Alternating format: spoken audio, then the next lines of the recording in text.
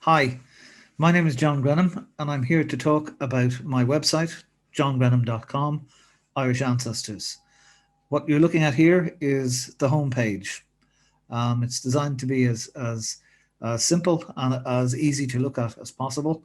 And the easy to look at part, the photograph in the background, I change regularly. They're photographs taken by my good buddy and Ireland's premier landscape photographer, Jonathan Hessian. Um, the site is designed to be as easy to follow as possible. So what I'm going to do in this video is I'm just going to take you through the various parts of it and give you a quick overview of what you can and can't do with it.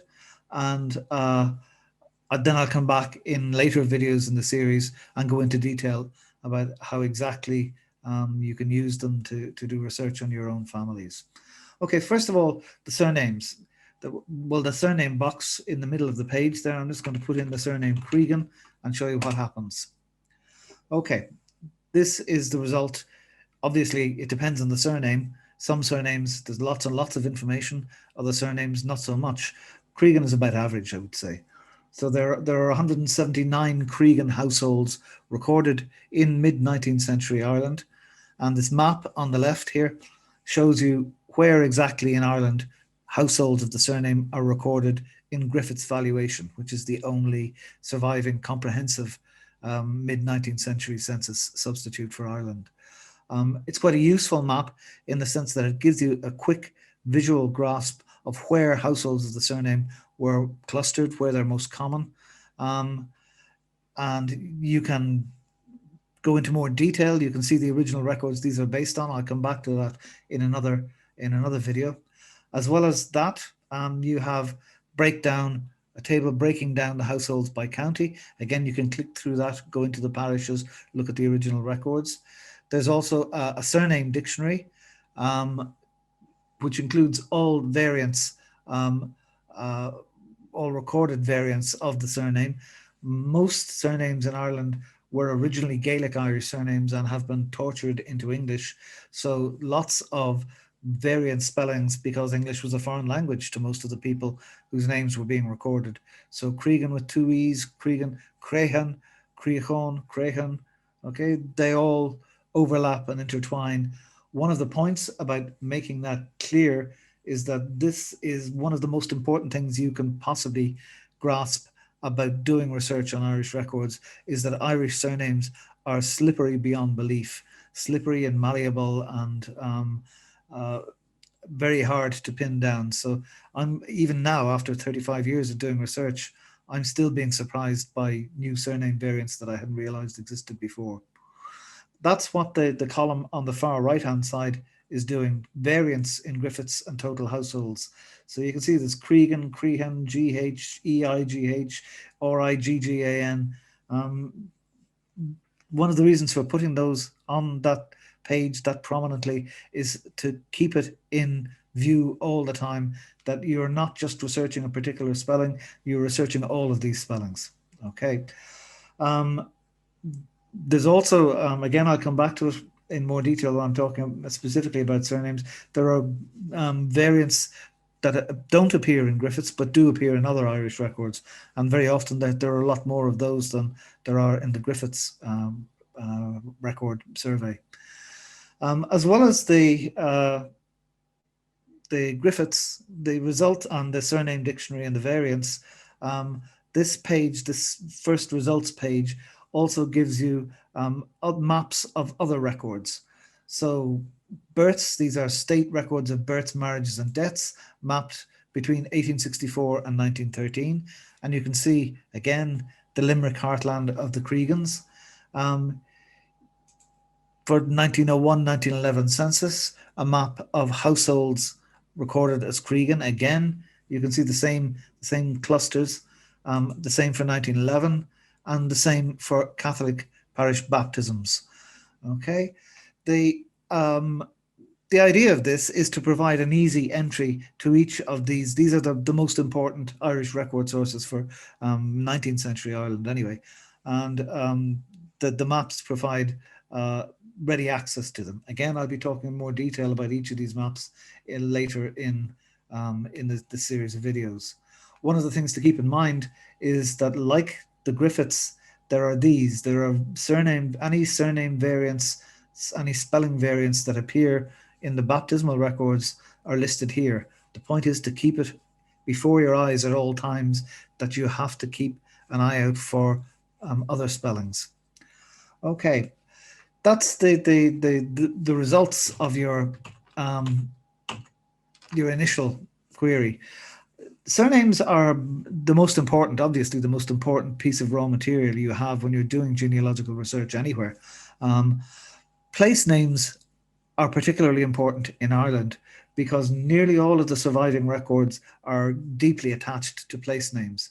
So I'm going to take you on to the next thing on the menu bar, Irish place names. Again, I'll be talking a bit more detail about the maps and the rest of it. For now, I just want to show you how this works. It's based on the 1851 Townlands Index, which was actually published in 1861. But that is the standard guide to where place names occur in Ireland, in mid 19th century Ireland. Um, there's also, in addition, I've added in street listings from Belfast, Cork, and Dublin, and corrected any mistakes that I found in the 1851.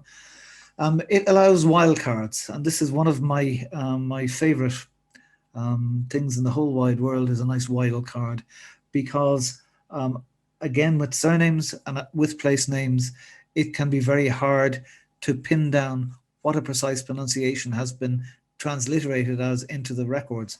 So, for example, this, if I put in L asterisk H asterisk RT, I'll find all places in Ireland in the 1851 and the street directories that begins with an L, then has any series of letters, then has a H, then has any series of letters, and then ends with an RT. So, and you can confine that to a county as well if you want, or just submit. And there you are. You can see you have Lechort in County Clare in the civil parish of Fecal, Lohart in Kerry in Twosest, Lismeenan, Meehan or Maryfort. It starts with an L. It has a series of names. It has a H and then it ends in RT. So again, once you get that, you have the civil parish, you have the poor law union, you have the registrar's district. These are the geographical areas that are most important for Irish records. And the most important of those is the civil parish. And if you click on the civil parish, you're taken to what is an equivalent of this, the surname thing. This is a whole series of options, a whole series of rabbit holes to entice you down. And you can click on them, find out more. You can see the parish mapped in 3 different ways. You can see what parishes adjoin it, what surnames are most common in it, the list of place names in that parish, and then those are linked to other records. So to see the Griffiths valuation for acres in Fecal or Alivon in Fecal, you click on Alivon and you're taken to the Ask About Ireland website, which shows you where Alivon is, and you get a list of the occupants and so on. 1901 and 1911 take you to the 1901 and 1911 census returns for those areas. So just on the National Archives of Ireland, and you can see there Alivon. It's spelt completely differently, but it's the same place, and there's only one occupant in it called David. As well as that, you have a summary of all research sources for Fecal, and this gives you, these are the bread and butter of Irish research, and they're linked to Fecal, they're relevant to Fecal. For example, what church records survive, they have a complete list of all the church records for the area, Catholic and Church of Ireland. You also have down at the bottom here, you have a map showing where in County Clare the parish of Fecal is, and this is, you can click on the surrounding ones. This is part, once you get to this level of detail, this is part of the paying side of the site. There's a soft paywall, which allows you 5 views of something like this, and then asks you to either log in or come back 24 hours later. So it is, as I said, it's a soft paywall. Okay, that's surnames and place names. The browse section this here. It's very plain. It this is completely free. There's no paywall or page views about this at all. It consists of um, this is basically the fifth edition of my book, Tracing Your Irish Ancestors, chapter by chapter, where to start, the General Register Office, the census, and so on. Again, I'll be coming back and talking about these in a bit more detail in a later video. It also does county by county listings. So if you want to see, for example, for Clare, Clare surnames, Clare newspapers, directories, gravestones, and so on. Again, this is free. It's only when you get down to the level of detail of the parish that the paywall starts to kick in. There are links to maps. Again, they're all free. Roman Catholic parishes, civil parishes, poor law unions, and counties. There are records relating to immigration, passenger lists, and bibliography of the Irish abroad. Addresses, guides to where, less important now that so much is online and that so many of them are closed for the pandemic, but still important to know. Contact details and so on. Various links to counties, societies, surnames, and what's online and so on. Various articles. So newsletters, the Irish Roots column, surname data, general articles, the Irish at home and abroad. Basically, one of the things I like to do is recycle material. Nothing ever goes to waste. So the same, anything I've published really is here in some shape or form. Okay. Again, as I say, I'll be coming back and talking a bit more detail about the browse section in a later video. Okay. The next item on the ribbon is the ancestor report. And this is what the whole thing started off as. This is I was involved years and years ago, 25 years ago, in setting up the walk-in genealogical consultation service for the National Library. And part of that was people were asked to fill out a form like this, saying what they knew about their ancestor. And based on that, then they would get advice about what records to look at, be given references, microfilm references or manuscript references, and so on and so forth. And when I first came to try and recreate that consultation process in software, the forerunner of the site was a standalone installable Microsoft Access runtime program that took 27 floppy disks to install. God help me. But this was the heart of it.